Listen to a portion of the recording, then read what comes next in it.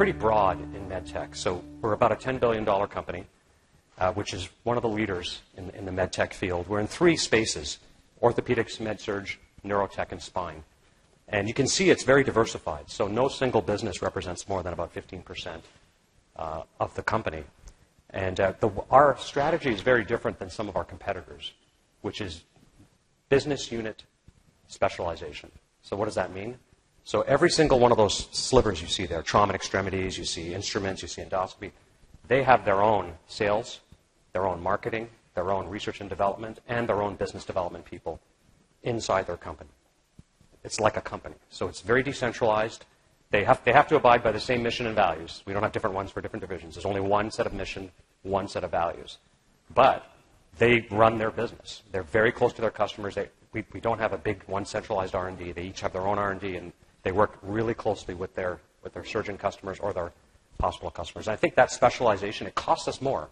So I know our G&A is higher than our competitors, right? And parts of that G&A I want to get rid of. The parts the customer doesn't care about, of course, you want to reduce the costs that don't add value to the customer.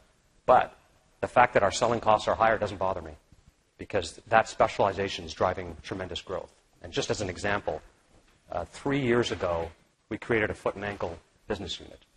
And foot and ankle is part of the extremities, so that's like hammer toe procedures, bunions, things that, in fact, podiatrists weren't using implants before. So if you flash back 4 years ago, there's a survey done by the Society, the American, they have societies for everything in the United States, right? So Society of Foot and Ankle, and they rated the companies. And there was Wright Medical, Arthrex, Synthes, something, something, something. And then we were either just before other or just after other. I can't remember. But we were a rounding error on the slide, really. Basically, we were a nothing in foot and ankle. And we decided to create a separate specialized business unit, hired a specialized sales force of 70 reps, calling on the podiatrists, and we had our other reps calling on the trauma call patients. And we've grown over 30% per quarter for 9 straight quarters, over 30% growth.